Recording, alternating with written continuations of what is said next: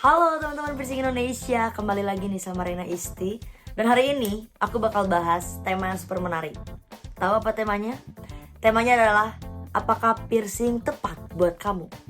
Pasti banyak banget di antara kalian yang pengen bereksperimen dengan penampilannya. Mungkin piercing bisa menjadi alternatif kalau misalnya kalian ingin merubah penampilan. Mungkin karena kalau tato permanen terlalu ekstrim, kalau tindik itu masih bisa agak disumputin ataupun dicabut dan hilang tindikannya. Mungkin meskipun kamu sangat tertarik kepada tindik, tapi banyak hal-hal yang bikin kamu ragu. Misalnya nih, ada orang yang pengen banget ditindik tapi takut jarum. Terus ada juga orang yang pengen ditindik tapi nanti malu, misalnya ditindiknya di bagian-bagian yang agak intim. Mereka mungkin nanti malu waktu nanti buka bajunya di depan orang lain. Kalau mau di piercing, gaya hidup dan juga status kesehatan kalian juga harus kalian perhatiin. Kalau misalnya sekalian tidak cocok, mungkin harus kalian pertimbangkan dan juga mungkin harus konsultasi sama piercer yang sudah kompeten. Piercing itu butuh tanggung jawab dan juga komitmen. Jadi kalau kalian mau di piercing, kalian itu harus bertanggung jawab dan juga komitmen itu wajib.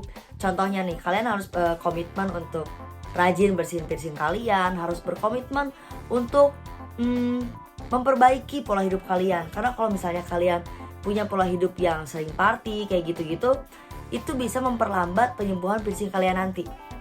Terus kalian juga harus mempertimbangkan kemampuan finansial kalian. Karena apa? Ada saatnya dimana perhiasan tindik kalian itu wajib darurat sekali untuk diganti. Misalnya nih, ada bagian yang hilang, atau misalnya kalian waktu pakai anting terjadi suatu iritasi, kalian harus ganti perhiasan tindik kalian. Dan tentunya perhiasan yang berbahan bagus itu harganya tidak murah dan harus diganti saat itu juga. Yang terakhir, kalian juga butuh kedewasaan kalau kalian mau di piercing. Karena apa? Yang namanya di piercing, kita memodifikasi tubuh kita, itu kita bakal jadi nyentrik. Kalau kita jadi nyentrik, pasti ada dua hal nih. Ada yang suka dan ada yang gak suka. Kalian siap atau enggak dengan orang-orang yang gak suka? Mungkin ada yang mandang kalian jadi sinis, ada yang mandang kalian jadi jijik, atau kayak apa banget sih ini, orang pasti pemberontak. Pokoknya hal-hal negatif kayak gitu. Kalian bisa gak menetralisir omongan-omongan tersebut biar kalian juga gak jadi kena mental gitu. Tindik telinga tidak sama dengan tindik tubuh. Jadi jangan pernah kalian berpikir kayak gini, oh waktu itu aku tindik di kuping berhasil nih, aman-aman aja, berarti aku juga akan berhasil dan aman-aman aja dong tindik di sekitar badan aku semuanya. Bahkan mungkin kalian berpikir sampai, aku tindik di kuping aja aman, berarti aman juga dong, aku bisa dong ngerawat tindikan aku, mau itu di puting, mau itu di pusar, atau bahkan di kelamin. Enggak, itu beda. Karena apa? Mungkin kalau di kuping termasuk simple ya, perawatannya simple dan penyembuhannya juga relatif cepat. Tapi kalau di badan, kalian itu butuh penyembuhan, butuh sampai ada yang 9 bulan. Kayak di pusar itu kalian butuh 6-9 bulan untuk sembuh. Banyak banget area-area tindik di badan yang kalau misalnya digonta-ganti perhiasan itu malah menyebabkan masalah kayak gitu loh. Mungkin kalau di tindik kuping kalian mau ganti perhiasan, pakai copot itu tidak tidak menimbulkan terlalu banyak masalah. Maksudnya tetap lubangnya itu membuka dengan baik. Tapi kalau misalnya di area-area lain belum tentu. Semakin sehat tubuh kalian, akan semakin cepat juga luka piercing kalian sembuh. Itu makanya kita butuh konsistensi untuk hidup sehat saat menjalani masa penyembuhan piercing.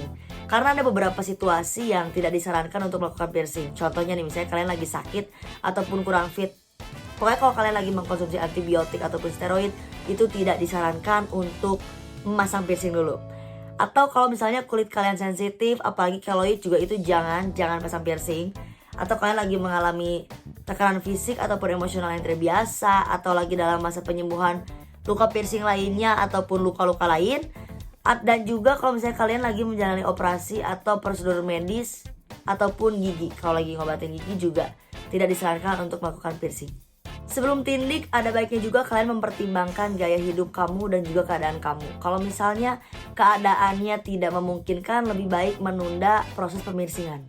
Contohnya nih, kalau misalnya lagi musim dingin, terus kalian pakai pakaian yang tebal, itu bisa sangat mengganggu piercing kalian. Apalagi kalau misalnya lagi di dalam tubuh nih, lagi di bagian pusat ataupun di mana, karena itu akan menimbulkan ketidaknyamanan. Atau kalian nih waktu mau di piercing, kalian lagi sering-seringnya berenang, mending tunda dulu karena takutnya infeksi ataupun iritasi. Soalnya berenang itu bisa memperbesar kemungkinan kontak antara tindik kamu dengan bakteri, klorin, dan juga bahan-bahan kimia berbahaya lainnya. Terus lebih baik menunda pemasangan kalau misalnya kalian lagi pergi traveling nih, terus terkenal kalau misalnya daerah itu airnya jelek. Itu lebih baik kalian tunda dulu proses piercing kalian karena gak bagus. Yang terakhir nih yang paling menarik yaitu jalan karir. Apakah kamu seorang pekerja yang kantoran gitu, mungkin pekerjaan-pekerjaan yang mengharuskan karyawannya itu tidak memakai tindik kayak gitu loh. Kalau misalnya kalian nih misalnya masih muda dan kalian masih punya planning ke depannya untuk mungkin menjadi, anggaplah menjadi guru atau menjadi apapun yang tindik itu dilarang, lebih baik ditunda dulu sampai kalian matang berpikir kalian ke depannya mau jadi apa begitu. Menyembunyikan atau melepas tindik itu boleh gak sih? Sebenarnya boleh aja, tapi kalau proses penyembuhannya sudah selesai gitu. Jadi kalau udah sembuh total, baru kamu tuh boleh ganti-ganti perhiasan tindik, mau menyembunyikan perhiasan tindik. Atau misalnya ada juga kan kalau misalnya di piercing yang di stretch itu ada kayak silikon warna kulit untuk menyamarkan juga bisa aja, tapi harus tunggu sembuh dulu. Makanya itu kalau kalian misalnya masih tipe-tipe yang masang tindiknya sumput-sumput dari orang tua atau dari siapapun, mending gak usah dulu. Karena apa? Ngelepas pasang perhiasan waktu kalian dalam masa penyembuhan itu bisa merusak jaringan kulit ataupun bisa bikin kulit kalian jadi keloid. Hambatan, banyak juga orang-orang yang mau melakukan tindik tapi merasa hambatannya tuh paling sering gini nih, aku terlalu tua atau misalnya aku terlalu gemuk. Memang usia dan berat badan itu mempengaruhi cepatnya penyembuhan luka piercing, tapi itu bukan masalah selagi misalnya tidak memiliki masalah kesehatan. Misalnya nih kalian punya diabetes basah gitu yang kalau luka nggak bisa sembuh kayak gitu-gitu, baru jangan tindik. Tapi kalau misalnya urusan usia ataupun berat badan, itu nggak ada masalah. Tapi kalau obesitasnya berlebihan ataupun kurusnya berlebihan, tetap harus hati-hati karena bisa dapat berdampak ke kesehatan dan juga masa penyembuhan kamu. Buruknya sirkulasi, fungsi kekebalan tubuh yang terganggu, ataupun masalah-masalah medis lainnya memang menjadi faktor untuk tidak melakukan piercing. Tapi kalau kalian sudah merasa agak sehatan, kalian bisa konsultasikan permasalahan tersebut kepada piercer yang sudah kompeten. Terus ada juga pandangan piercing menurut anak versi orang tua begitu. Kalau misalnya versi orang tua mungkin beberapa orang tua mungkin melihat anaknya yang tindikan kayak, hah ini kok pemberontak banget, atau kamu kok berandalan banget, gak bagus, ini benar-benar stigmanya negatif banget di masyarakat. Tapi sedangkan anaknya mungkin berpikir kayak, ini cuma tren, ini cuma fashion, aku kayak begini mungkin karena teman-teman aku pun kayak gitu. Atau mungkin anak muda tersebut punya makna lebih dalam melakukan piercing tersebut. Kalau kalian sudah berani ditindik, berarti kalian sudah berani bertanggung jawab, kayak yang tadi udah dibahas sebelumnya. Untuk usia sebetulnya gak masalah, untuk usia berapapun, tapi ada beberapa bagian tubuh yang memang harus menunggu usia kalian matang. Karena takutnya ada, misalnya nih ya, tubuh kalian terus berkembang, tapi itu piercing malah mengganggu. Nantinya piercingnya malah jadi pindah posisi ataupun jadi resiko lainnya. Sikap orang tua bisa macam-macam. Ada yang mendukung-dukung aja anak di piercing, ada yang menolak mentah-mentah karena menganggap itu berandalan dan lain-lain. Ada juga orang tua yang memiliki piercing tapi gak sudi gitu kalau anaknya juga di piercing. Kalau kalian termasuk orang tua yang mengizinkan untuk anaknya di piercing, anak-anak di sini kita anggapnya anak-anak di bawah 18 tahun ya. Kalau anak kalian di piercing di bagian kelamin ataupun di puting, itu piercer yang menindiknya pun akan mendapatkan stigma negatif dan juga akan dicap memiliki etika yang buruk, bahkan bisa dituduh melakukan pelecehan seksual kepada anak di bawah umur. Terus kalau di tempat-tempat piercing itu, kalau misalnya ada anak di bawah 18 tahun, pastinya disuruh ngisi formulir dan juga tanda tangan orang tua. Jikalau kalian menandatangani itu, terus misalnya terjadi resiko di tubuh anak kalian karena piercing, mungkin karena anaknya kurang dewasa jadi kurang bisa merawatnya dan lain-lain, kalian dianggap lalai dan juga membahayakan anak di bawah umur. Untuk orang tua yang mungkin bersikeras menolak anaknya menggunakan piercing, ingat kalau misalnya anak kalian di piercing itu bukan berarti anak kalian itu pengguna narkoba, bukan berarti anak kalian itu gay, bukan berarti anak kalian itu adalah orang yang buruk gitu. Mungkin ada baiknya kalau misalnya anak kalian itu memang berminat di piercing, harusnya didampingi agar apa? Tidak terjadi resiko yang tidak diinginkan. Karena banyak anak yang tidak diizinkan, akhirnya mereka DIY, do it yourself, melakukan piercing mereka sendiri, dan itu malah mencelakai diri mereka sendiri.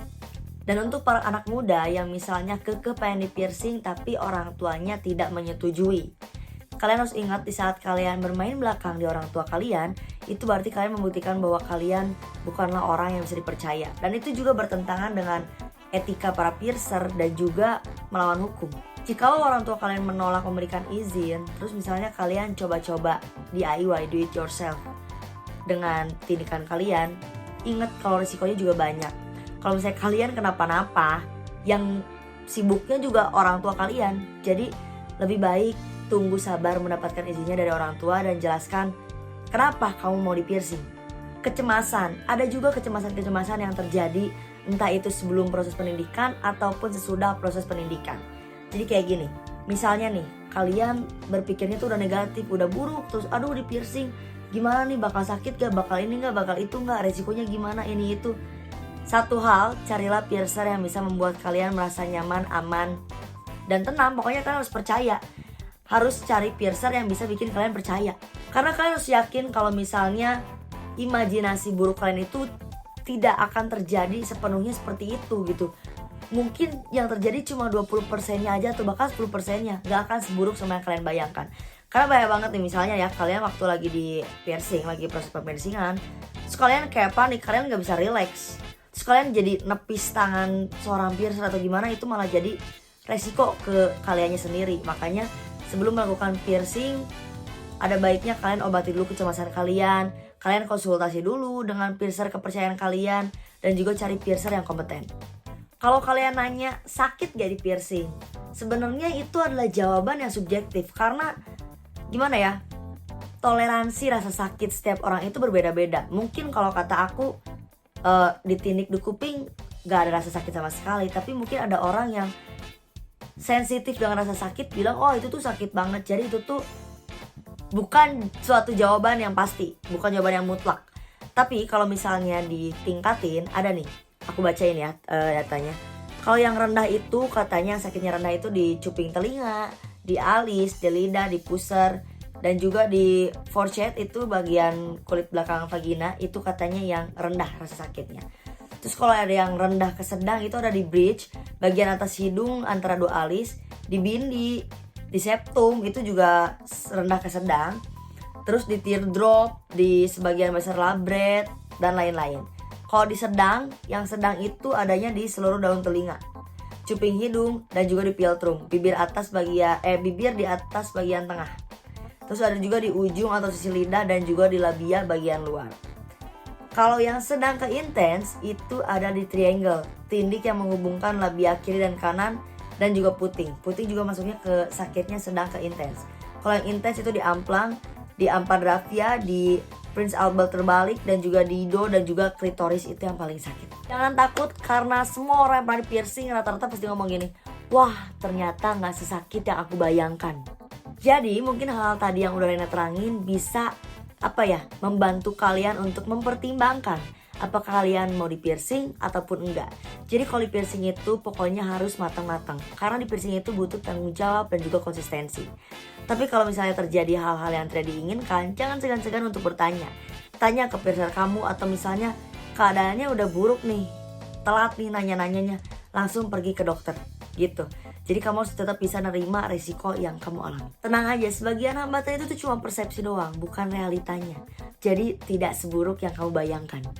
Sekian informasi dari Raina, semoga bermanfaat dan see you.